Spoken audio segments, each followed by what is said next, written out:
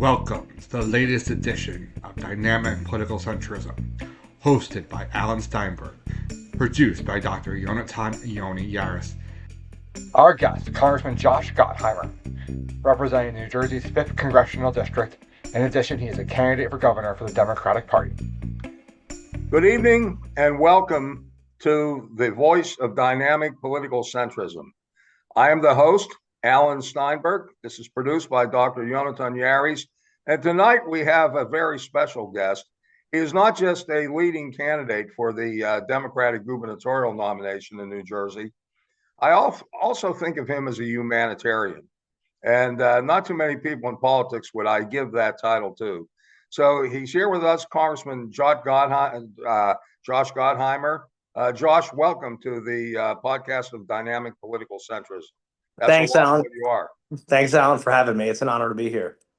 Really grateful. I'll tell you why I think of you as a humanitarian. Every political candidate gets involved in certain issues. I think this year, and I'll get to this in a little bit, you've captured the affordability issue, which will be a key vantage point going down the stretch in this primary campaign. But you did something else that spoke very highly of you and of your values. And that was your interruption of the campaign, basically, to get involved in the Edan Alexander issue, the hostage that Hamas still holds. And you actually went over to Dubai. I have never heard in all my years of political involvement of a candidate interrupting his or her campaign to get involved in a humanitarian issue like that. And it's one that really doesn't have a lot of political payback because anyone who gets involved doesn't want to use it for political purposes. And you've been very diligent in not doing that. But you are playing a vital role in saving the life and future of a young man. So we on this podcast want to salute you on that. Thanks, but I'll start off by asking you, where do you think this is right now with Edan? Well, I spoke to Don's parents, his dad, just actually a few minutes ago. I speak to him these days, the family, if not every day, every other day, and have, it's been 529 days since Hamas terrorists took Edan, and since his family has seen him. And just as a reminder to everyone who's listening, Edan is an American. He's from Tenafly, New Jersey. He went to Tenafly High School. He was on the swim team. He's a 21-year-old American kid, like any other American kid. And right now he's been held by Hamas, likely in tunnels under Gaza for all these months. He turned 21 in captivity.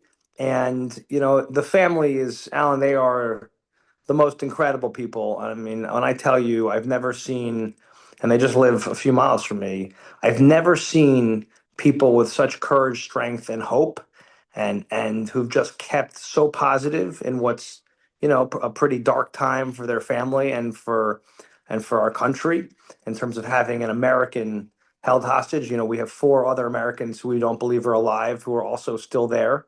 And then, of course, many other hostages, some alive and some who aren't alive. 46 Americans were killed by terrorists who are enemies of the United States of America, right? These are all proxies of Iran, who's the parent company of terror and one of our greatest adversaries in the world. And Iran, like China, Russia, and North Korea, are focused on undermining our democracy and our freedom. And that's what Hamas has been focused on. It's with Hezbollah, which the foreign minister of Hezbollah, who's no longer alive, said that the ultimate goal of their efforts was to get America, and I'm paraphrasing here, but to get America, not Israel. And the Houthis, who continue to attack American ships and our bases, their flag says death to the USA and death to the Jews.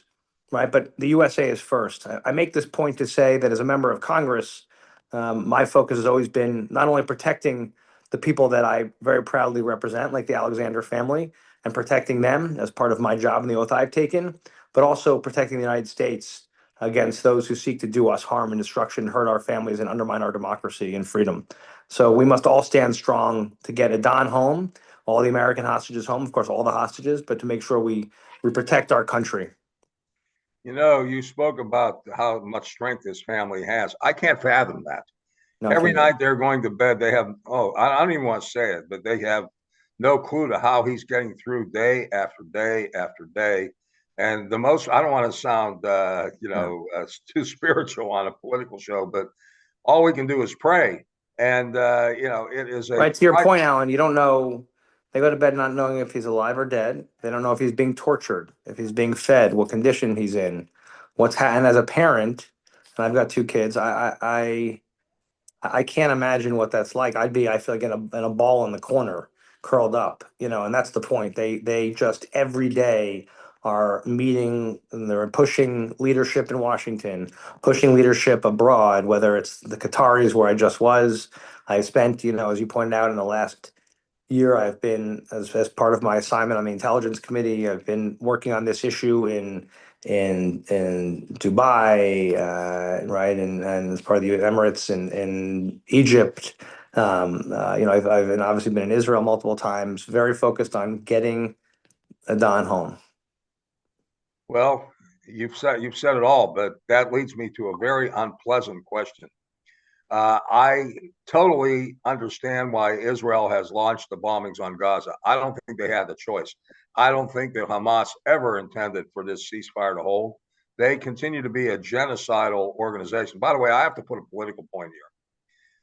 Mikey Sherrill has a press secretary who would be the worst thing for Israel in the world, Sean Higgins.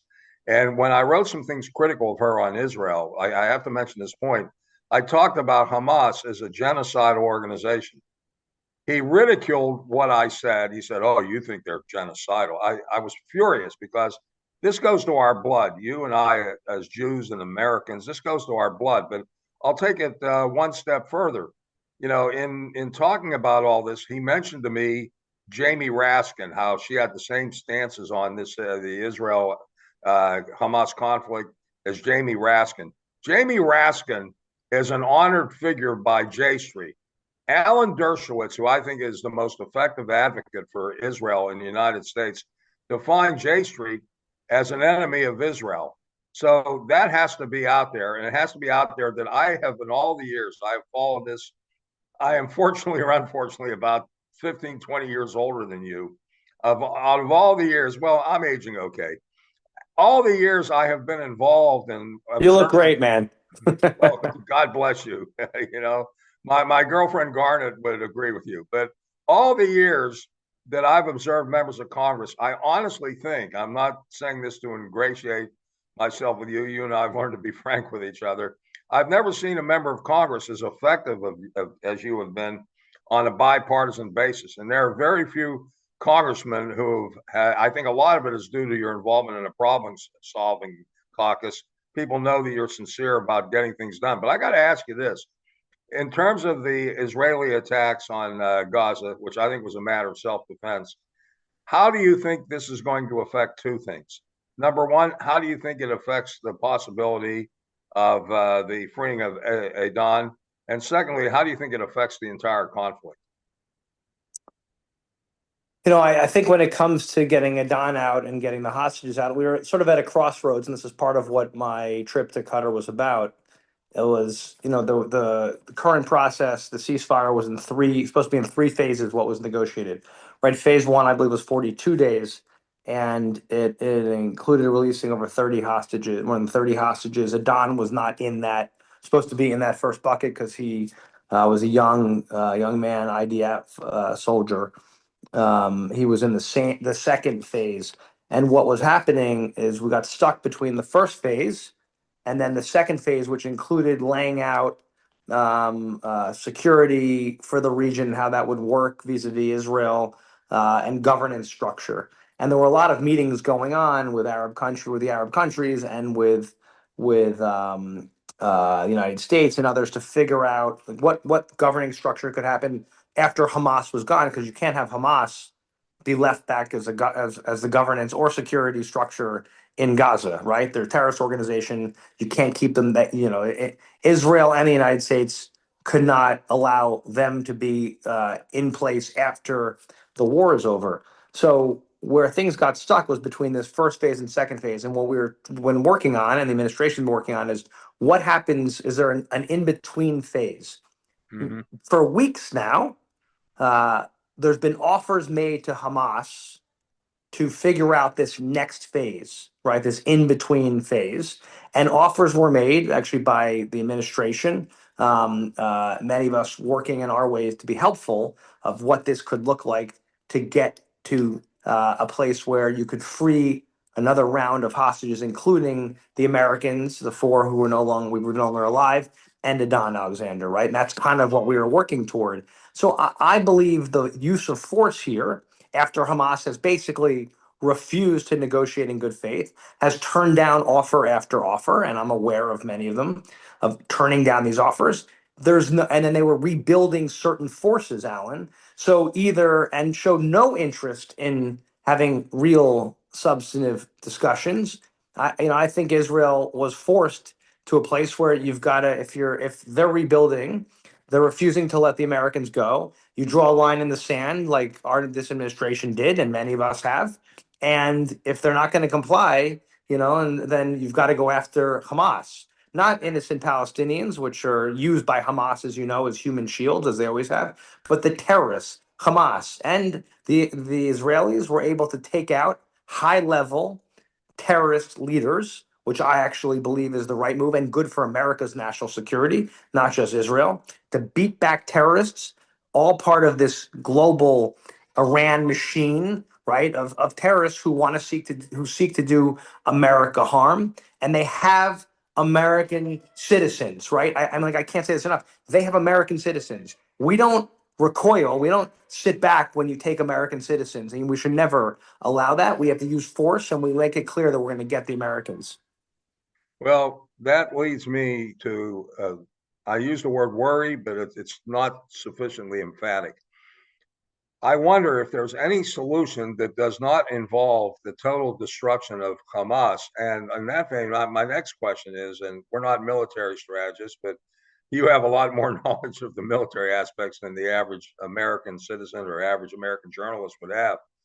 Why is Israel, and this is not a criticism, because I know the line they have to walk, why has Israel been unable to really complete the final destruction of Hamas? Is it because of the tunnels and everything else and the fact they go underground? I mean, I think they should destroy Hamas and all the infrastructure they can, but what's the barrier to that?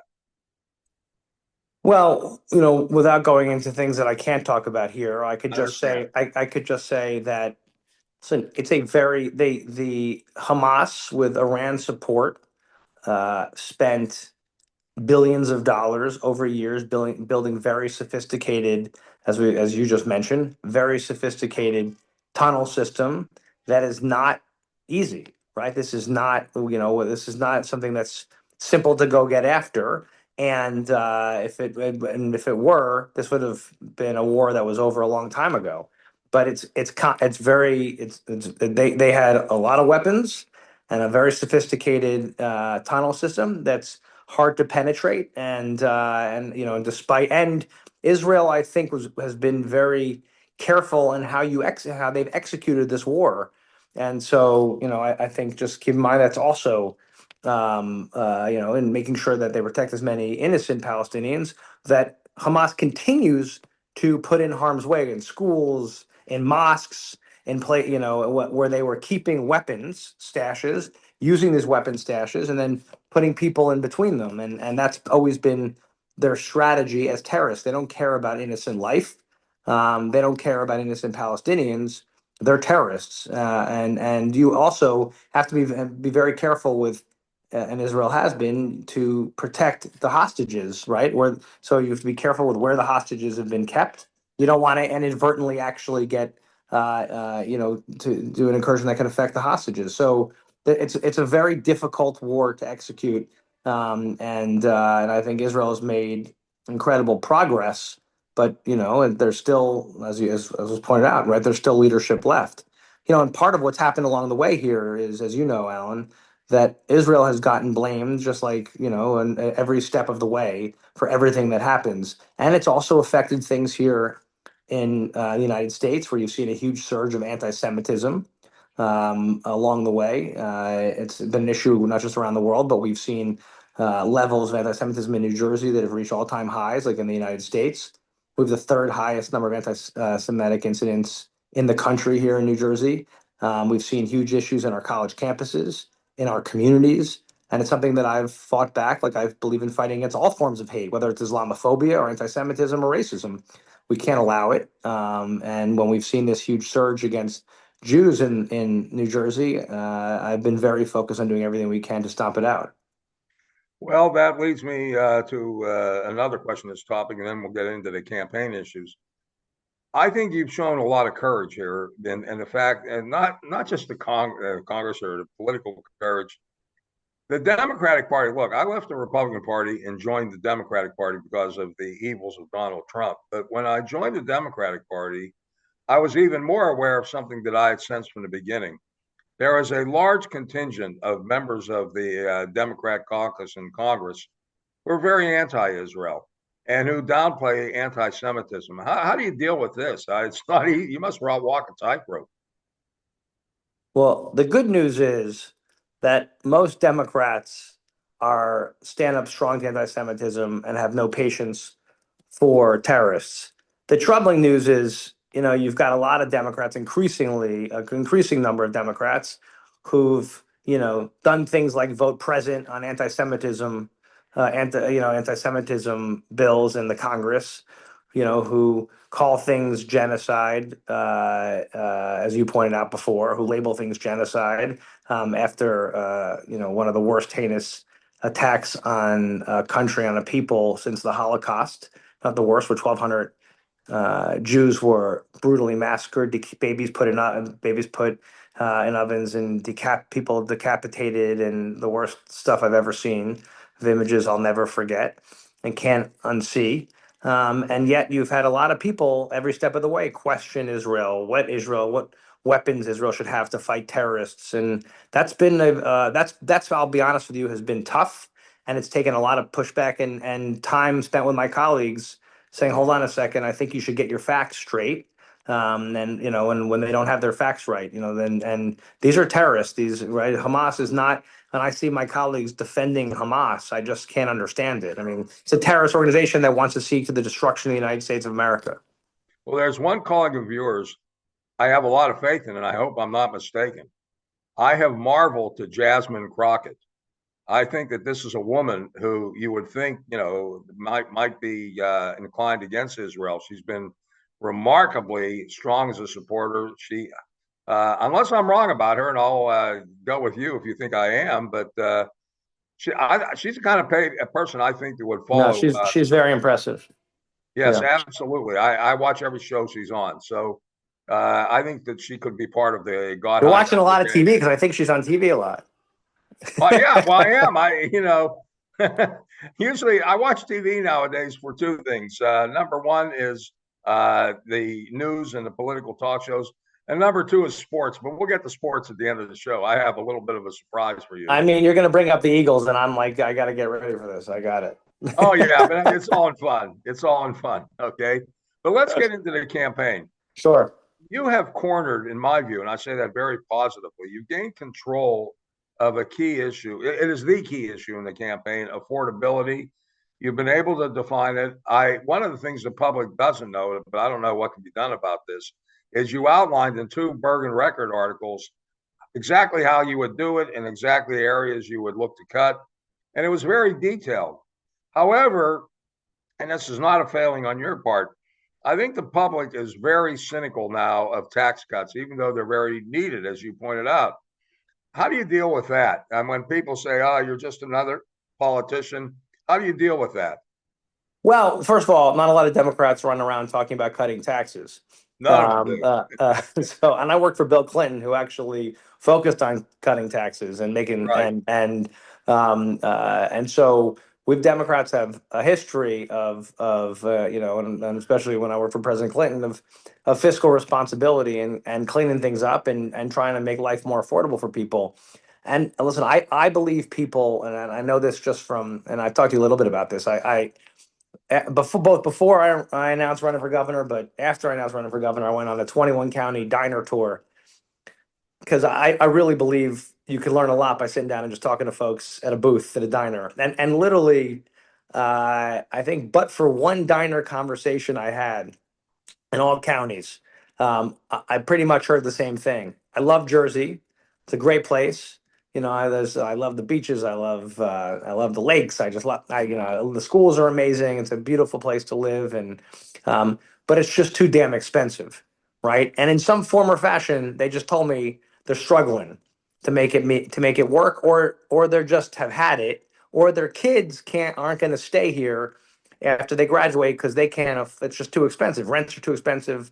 Property taxes are too expensive. Child care is too expensive. The highest property taxes in the country, the second most expensive child care in the country, some of the highest income taxes in the country, the highest corporate taxes in the country. So we're losing jobs and we're losing people, and retirees especially can't afford to stay here. So as a result, we're not growing, we're shrinking as a state.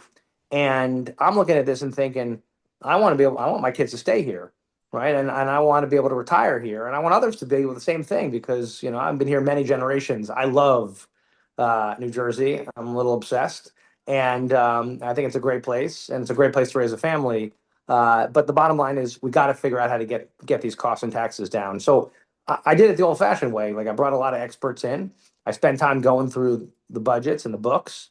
I brought in an expert who has spent time doing one thing for a lot of states, going in and actually making them run more efficiently, cleaning up where there's muck and lousy procurement policies and the way things are bought and the way things run, not gutting programs, but actually making them run smarter and better.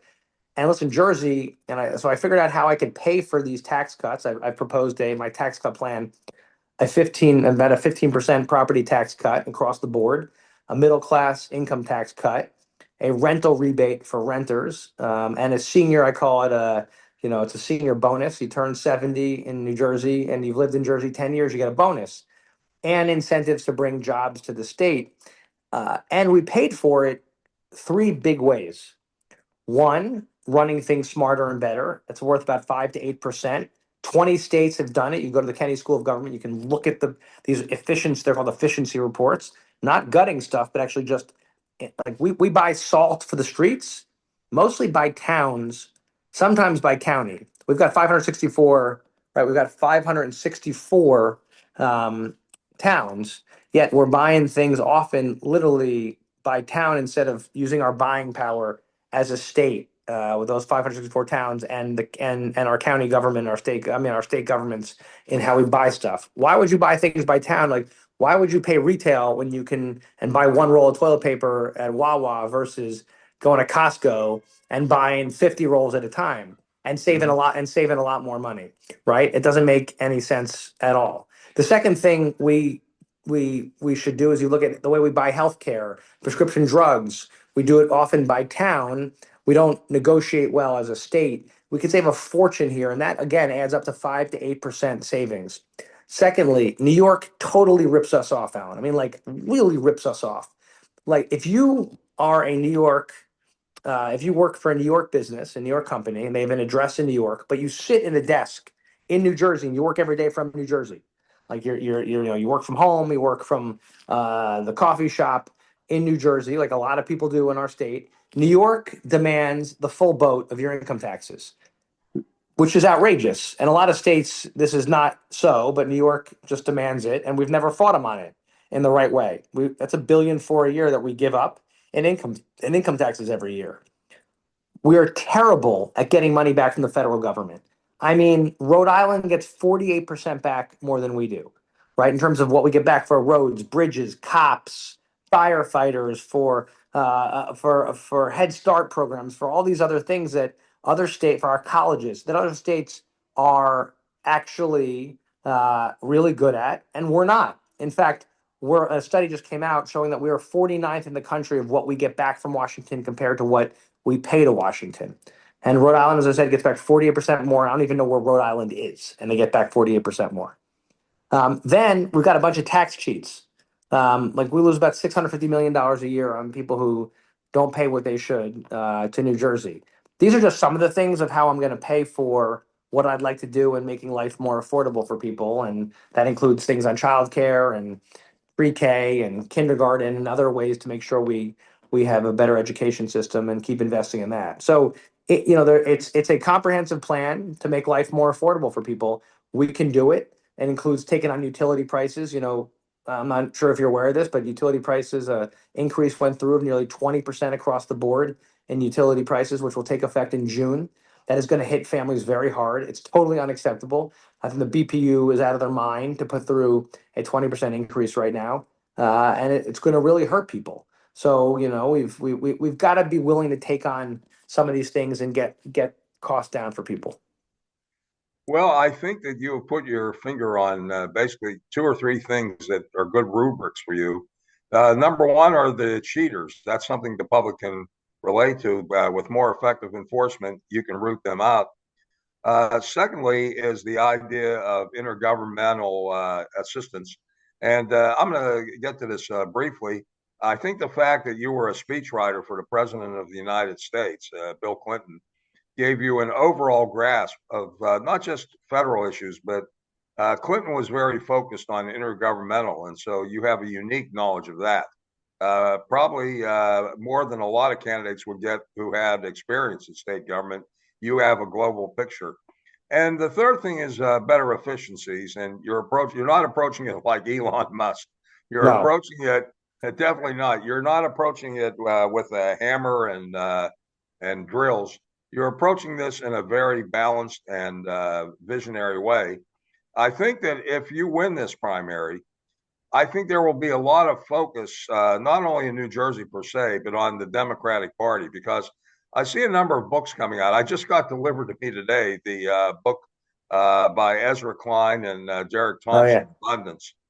That is, I have a reading list every year and I never vary from it. But this year I've got to do that because I'm in the middle of reading a book about Otto von Bismarck. I'm fascinated by history and foreign policy.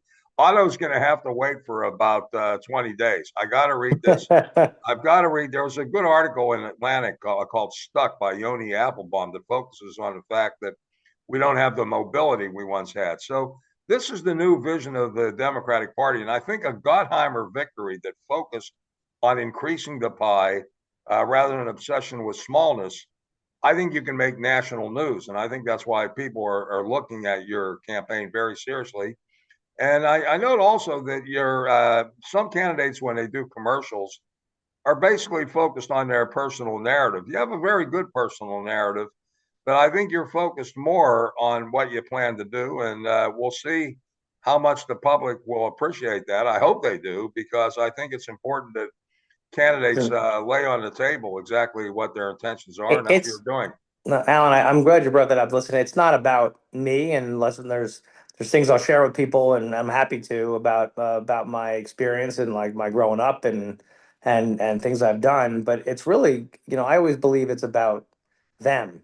Like, what are you going to do to make their lives better, right? It's not because at the end of the day, what I believe anybody in elected office has a responsibility to do is talk about how you're going to help people deal with what they're dealing with in their lives, right? Because you've got a lot of people working very hard right now, working multiple jobs, who are trying to just get by, right? And as the old saying goes, right, they're just playing by the rules, and they're trying to just make it work. And with costs right now where they are, with food and childcare and you live life, you see how expensive everything is, right? And taxes, and just it adds up. I mean, utility bills, it really just adds up, and people feel crushed. They're like just trying to just survive and feed their kids and put food on their food on the table at night and put clothes on their back to the kids, right? So I don't know, like this is never about me. It's about them, and that's one of the many things I learned from Bill Clinton. Is make sure, and I've learned all my life in elected office, like, what are you going to do for people to make their lives better? Because that's why they hire you. I mean, I know people hired me for that purpose. Is they're hiring me not for some shiny bio. They're hiring me to know what I'm going to do to help them. My lawn signs have always said, since I first ran for office in 2016 and beat first Democrat in 84 years to win my seat. They said it was impossible. We couldn't win it. It'd been a far right seat for a long time. And and they said we just like it was an impossible election. I'm the only Democrat in this race right now ever beat a sitting Republican incumbent in an election, and we did it the old-fashioned way. Ran on lower taxes, Jersey values, because I care deeply about the environment and reproductive freedom and making sure and gun safety and things like that. I know are core values, but also about affordability. I always have. And so it's consistent for me. This is just a continuation of what I believed in. You stand by cops and firefighters. You keep communities safe for people, which I think is really important. And you solve problems and get stuff done. And and I've talked to you about this before. Like we've gotten some things that people said were impossible done, and that's why we can get this tax stuff done and clean things up here because they told us it was impossible to do this infrastructure deal because everyone always talked about infrastructure, but never got it done. And I wrote it. I negotiated it, helped pass it. We got Republicans and Democrats to vote for it, just like we did on the first gun safety bill of significance in 30 years. The expanded the child tax credits, how people pay for childcare. They said that was impossible too, and same with fighting climate change. And I know your environmental experience, how important that is to make sure that we do right on that front, and we were able to do it. Again, people said it was impossible, and it's amazing if you actually keep working it and are willing to talk to people what you can get done. Well, I've got to make first an observation and then a question. I think what's remarkable about you in particular, and very few Democrats have succeeded in pulling this off. Here you are in the reddest of red districts. I knew Scott Garrett very well, the person you defeated, and he was totally into the cultural war. Now, your values have been different than his, and I'm not even saying this critically of him. I was able to work with him, which was remarkable at that time, because Scott was, put it this way, he was one of the few people I knew, and I'm not saying this out of any unpleasantness toward him. He really fit into the Trump machine, so to speak. But there's two things about you. Number one, you state what your cultural values are on issues like abortion, on issues like civil liberty, and all the rest. But you don't seem to get stuck in the cultural war. You defeated a cultural warrior when you defeated Scott Garrett, very much a cultural warrior. But I have two questions: how have you avoided getting dragged down in a cultural war? And secondly, how is it that in a year, and I like Kamala Harris very much, okay? I think she would have been a good president. But how did you manage to pull off a 12-point victory when she only won by 1 point? When I followed the returns election night and thereafter, I said, Josh is a person who can win the governorship. It's going to be hard to find a successor to him if he wins the governorship who's able to win that district by 12 points. I appreciate you asking that because I think I don't know. I've just never chased after. As I said before, I really believe that at the end of the day, are you if you people will rehire you because that's what an election is, right, Alan? They're hiring you every 2 years. They're making It's a decisions. job interview. Well, it's a job interview. They're hiring you or firing you. And I've always said if you do a good job for them and don't get sucked into the partisan politics, right, and goes, but focus on making sure that the roads are paved and that the community is safe. You fight hard to get resources back to people, take care of them when they call in, whether a veteran or as a Social Security issue or right or a Medicare issue, and you do a good job taking care of people. And I've got an incredible team of people who help me, and you just focus on what they're focused on, which when you talk to people again, it's can they afford to feed their kids? Can they afford to put clothes on their back? And are the schools good? And really, and is it safe at night? And you deal with the major issues and do a good job and work with people to get stuff done for them, right? I mean, they want to know you're solving problems for them and that you're focused every day on busting your ass for them. And I kind of think that's what I've always tried to focus on: doing a good job and being responsive. And that's been my recipe to try to keep governing successfully. I think there's a lot of you can get sucked down a lot of rat holes, and if you watch too much, of one side or the other on cable news, it's easy to get drawn into it because you could see stuff and think, oh, I'm going to go chase after that, and that's not what people are. It's those issues. A lot of them are very important, but that's not necessarily what's front of mind for people and what they're worried about every day. And if you get sucked down that rat hole and not focus on the basics, right? I call it basic common sense stuff. I just try to focus on the basic common sense stuff, and I think that's what people want you to do. Well, I have to make mention of one person I know you've been close with, and that's Hillary Clinton. She was one of the most pleasant surprises of my life. I went into Region 2 EPA, the job of administrator, and I said, boy, that's one woman I'm going to have World War III with. Well, she called me shortly after I was inaugurated, so to speak, into the position of Region 2 EPA administrator. And it was on a day where I let a lot of my people go early. It was some sort of federal holiday, whatever. And the secretary outside called me. She said, Hillary Clinton is on the phone. I thought my staff was playing a joke on me. I thought that my press staff was busting my chops. So I answered the phone like this, Hillary, how the hell are you? And it was her. I thought I was going to lose about 30 years off my life. But what amazed me is she wanted to talk about the 9/11 issue, the cleanup after 9/11, the apartments and all the rest. And Yeah. what struck me about her, she had the best governmental staff. I think that she would have been a great president, but I also sometimes regret that, especially in view of Schumer's, the recent culture talk about Schumer, she would have been the best Senate majority leader since Lyndon Johnson. She was remarkable in that job, and I was shocked. She didn't call me to start a partisan fight. After that, she would call me all the time about meat herself. She had Huma Abedin as her aide. Yeah. She would call me about meat and potato issues, like getting a waiver on a facility that you shouldn't really have to go through new source review. And every time she called, it was her. I think she would have been phenomenal, but I also think that you had to have learned a lot by observing her, because I see a lot of her mannerisms with you. She was not this partisan maniac, and the way she was portrayed, I think, was unfair. I mean, she is one of my heroes. Like I say, I'm sorry she's not president, but if she couldn't be president, I'm sorry she's not the Senate majority leader.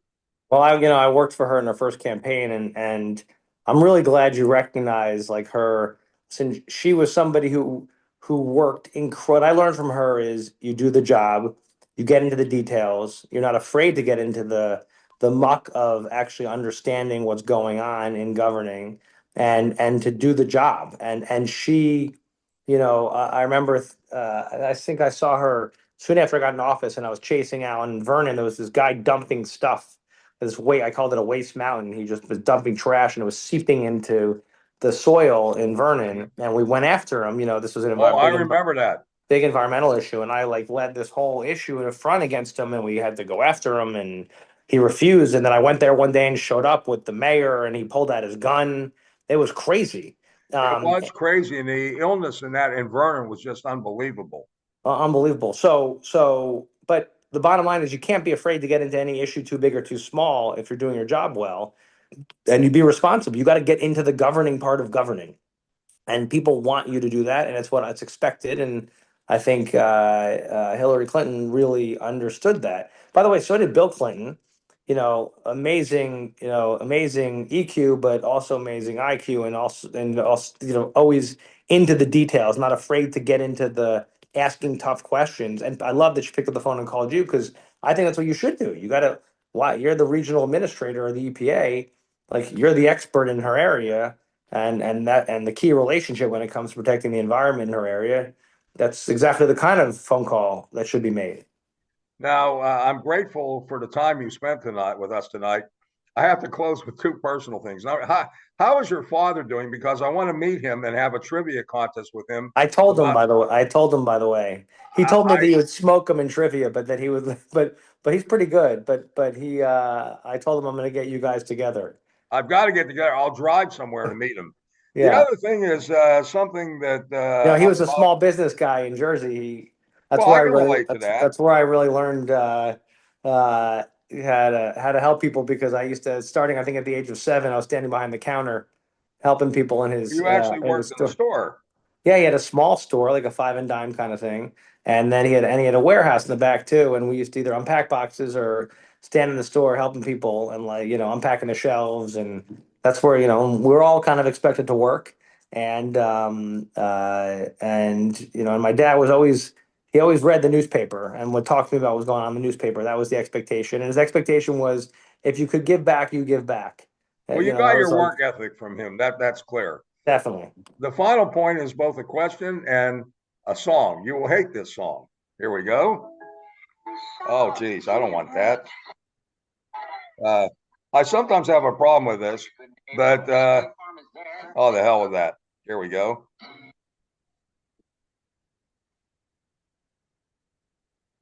I can't hear the song. You deliberately can't hear the song. Oh, okay. Oh, okay. I know. I can't hear it. It's playing for you, but not for me. Oh, okay. Well, hold on. Let me. Can you went hear off. it now? Okay. Well, I tried. That's the What Eagles is it? flight song. Oh, the Eagles. Now I understand I'm an Eagles fan and you're a New York Giant fan. I have to ask you to pledge one thing. Yeah. If you become the governor of New Jersey, we got Saquon in Philly now. You will pledge not to do an eminent domain action to return Saquon Barkley back to the New York Giants. I understand your we'd have to. frustration. I will do that because we don't even have enough protection to bring him back to make him useful right now. Like I feel like we would not even be able to utilize that great resource that we gave you for nothing, next to nothing. And I still can't believe that we did that. And I got to meet Saquon when he was in the Giants. They first got to the Giants, and I still can't believe we gave him away. And listen, you guys did an unbelievable job this year. I'll give you full credit. I did not think when you started the season, 2-2. I did not Yep. think. I did My not son think. gave up hope. By the way, I thought you guys were not. I'll admit I didn't think this was going to be your season. I knew it wasn't our season, but I knew it wasn't. I didn't think it was going to be your season. And we've got some major rebuilding to do on our end. You guys continue to look strong. It was an unbelievable. I got to admit, you played an unbelievable season. And the What do you season root for in before, baseball? I remember the season before, you were supposed to do much better, right? It And was then a you blew flop. it in the playoffs. Yeah. You Who do didn't you get to root the for? playoffs, right? You just missed the playoffs, We right? made the playoffs, but we got the hell beat out of us Oh, by but that Tampa first game, Bay. right? You got beaten up early on, and you lost like your last 4 games, right? You blew your last few games. It was murder towards the end. Who do you root for in baseball? Yankees. Oh, okay. Well, I root for the Mets, but we can go together to a Yankee Met game and have a lot But of my fun. family, I think I told you this, my wife's family, all Mets fans, huge Mets fans. My father-in-law, enormous Mets fans. And I won the Yankees, and my kids. It's the only thing I think I ever got. My my kids are Yankees fans. My son's a crazy Giants fan. And we're all in. And the Yankees, we had a good year. It could be a Subway series. I'm getting out some non-usable Subway tokens. And I'll close with this. You mentioned your wife, Mara. She's a very impressive lawyer with great experience. It's too bad that you'd have a nepotism problem. She'd be a great attorney general, but you could never make that. Yeah, no. My wife would be an unbelievable attorney general. She's the smart one in the family. So I give Well, how do her. you win any arguments with her when you I have do a not wife? even try to win any arguments with my wife. I get Why? crushed. Well, she'd be the greatest debate preparer you could have in the Oh world. yeah, no. She's by the way. She's whip smart. I don't know I call her Superwoman. She works outside the home. I'm in Washington a lot. She just really does an amazing job. She's the best mother. As a mother, Uh, also. just the best mother. I mean, really, she's unbelievable. She's really an unbelievable person. Well, I she have to deserves say. a podcast night by herself. You should give her a podcast. You should give her a podcast. She's really incredible. I give her a lot. I give a lot of credit. I'm lucky. You're only as good as your family, and I've got an incredible Got a family. great one. I'm very Well, lucky. well, Congressman Josh Gottheimer, it's been an honor for us to have Thanks, you on Alan. this podcast. I think that if you were fortunate enough to win this race, you can set a national example of how the Democratic Party has to change and focus on people and focus on growth rather than on smallness. Thank you so very much, and the best of luck to you down the stretch. Thanks so much, Alan. Thanks for having me. Take care, everyone. That concludes our show, and it's been a great night. All the best. Thank you for joining us for the latest edition of Dynamic Political Centrism. Check back each week for our newest episodes, and you can catch past episodes online via YouTube and Spotify, and please subscribe to our Substack.